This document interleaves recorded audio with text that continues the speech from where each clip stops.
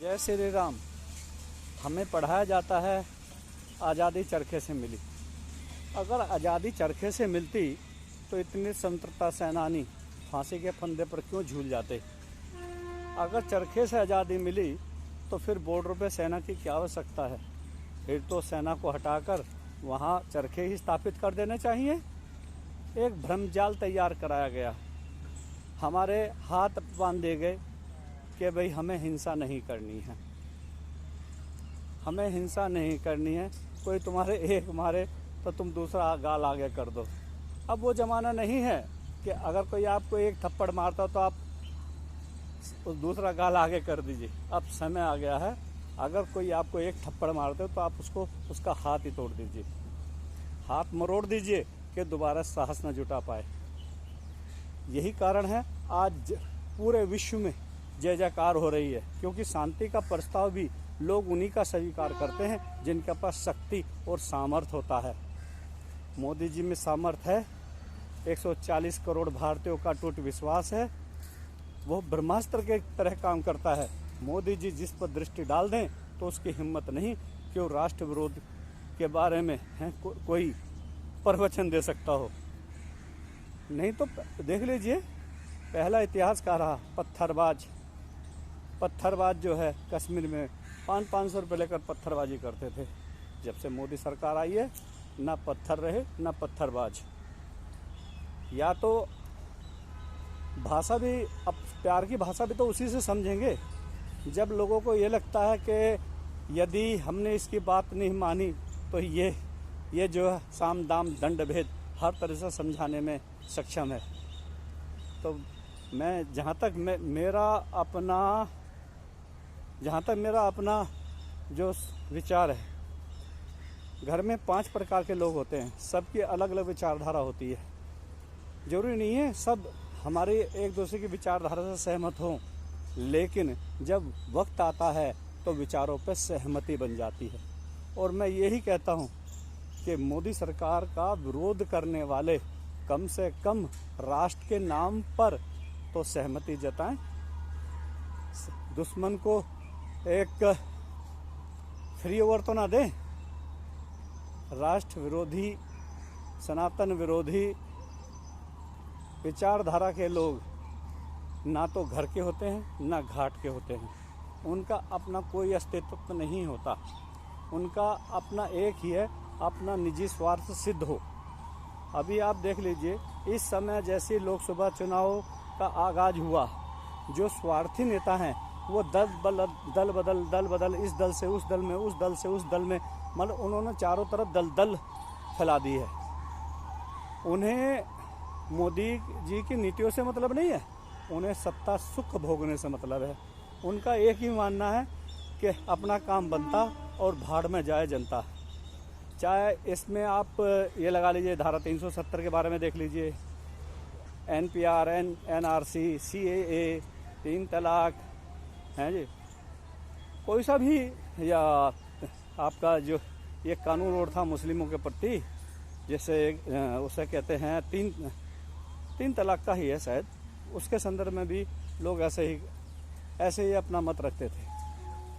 अब एक बात बताइए, कांग्रेस सरकार ने सनातन धर्म पर, मतलब ये लगा लीजिए, कहते हैं संविधान एक है, संविधान में समानता का अधिकार है। अगर समानता का अधिकार होता तो मुस्लिम पर्सनल लॉ बोर्ड, मुस्लिम वक्फ बोर्ड और वर्शिप एक्ट का प्रावधान क्यों आता है।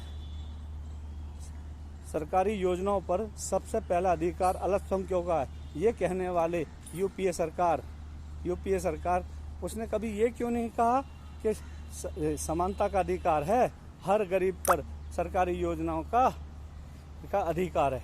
लेकिन उन्होंने केवल एक विशेष समुदाय के संबंध में अपना विचार व्यक्त किए।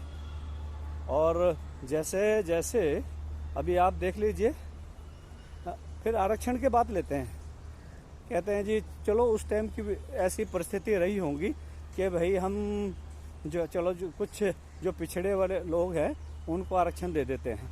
अब एक बात बताइए, OBC मुलायम सिंह, लालू प्रसाद यादव और मायावती, क्या ये आरक्षण के अधिकारी हैं?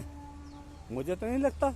मतलब ये लगा लीजिए, जो जो क्षत्रिय समाज, ब्राह्मण समाज, वैश्य समाज में जो पैदा हुआ है वो तो जन्म सिद्ध अडानी अंबानी है उनकी दृष्टि में। तो मेरा तो मोदी जी से यही आग्रह रहता है कि मोदी जी आप सबसे पहले तो तीनों कानूनों को नष्ट कर दीजिए, मुस्लिम पर्सनल लॉ बोर्ड, मुस्लिम वक्फ बोर्ड और वर्शिप एक्ट। इन्हें करने जैसे ही समाप्त होंगे और आरक्षण आप जाति के आधार पर नहीं, योग्यता के आधार पर दीजिए, जिससे आप देखेंगे देश में समानता का भाव जगेगा, आपस में सद्भावना होगी, राष्ट्र समृद्धि के पद पर चलेगा। और जैसा कि आप देख रहे हैं हमारे बच्चे 90% नंबर लेके भी बेरोजगार घूमते हैं और आरक्षणवादी आप देखते हैं आरक्षणवादी 33% में भी अधिकारी बन जाते हैं। तो चिंता का विषय तो कहीं ना कहीं है ही है। सरकार को सोचने की आवश्यकता है। और सबसे पहले जो सरकार ने, जैसे हमारे केजरीवाल सरकार ने बिजली पानी मुफ्त का जो आडंबर रचा, और अब मोदी सरकार भी उनके नक्शे कदम पर चल रही है, राशन फ्री, मकान फ्री, सिलेंडर फ्री, दवाइयाँ फ्री। जब सब कुछ फ्री हो जाएगा तो आप बताइए कोई काम करने के लिए इच्छुक होगा? अराजकता का माहौल बनेगा, क्योंकि जब जिसे बिना करे सब कुछ मिल जाएगा वो काम करने के लिए क्यों तत्पर होगा, क्यों जाएगा काम करने के लिए। तो मोदी जी से यही निवेदन, जो कुछ खामियां हैं, आपने काम बहुत अच्छे किए हैं, 140 करोड़ लोगों ने योजनाओं का लाभ भी अच्छी तरह उठाया है। लेकिन कल मैं एक राशन की दुकान पर गया, मैंने जो वहाँ राशन का लाभार्थी था उससे पूछा कि भाई आपको गेहूँ चावल मुफ्त मिलता है? कह रहा हाँ जी मिलता है। मगर तो आने वाले समय में आप वोट किसको दोगे? तो उसके मुख पर एक बात आई, मैं ताज्जुब हो गया। तो वो कहता है केजरीवाल को। मैं क्यों, राशन कौन खरीद रहा? कह रहा केंद्र सरकार। तो मैंने कहा जब केंद्र सरकार आपको राशन मुफ्त दे रही है तो फिर वोट केजरीवाल को क्यों? कह रहे मोदी सरकार को अपने घर से थोड़ी दे रहे हैं, हमारे दिए हुए टैक्स के पैसे से ही वो हमको दे रहे हैं। अब मैं जहाँ तक समझता हूँ 140 करोड़ लोगों में से कुल 2-2.5 करोड़ लोग हैं जो टैक्स पेयर करते हैं। जब लोगों की विचारधारा ही ऐसी होगी, सोच ही ऐसी होगी, तो आप इनको चाहे कितना ही मुफ्त का अनाज बांट लो, कितना ही मुफ्त का घर दे दो, कितना ही मुफ्त का LPG कनेक्शन दे दो, कुछ भी सार्थक सिद्ध नहीं होगा। जय जय श्री राम। अपनी वाणी को विराम देता हूँ। जय श्री राम।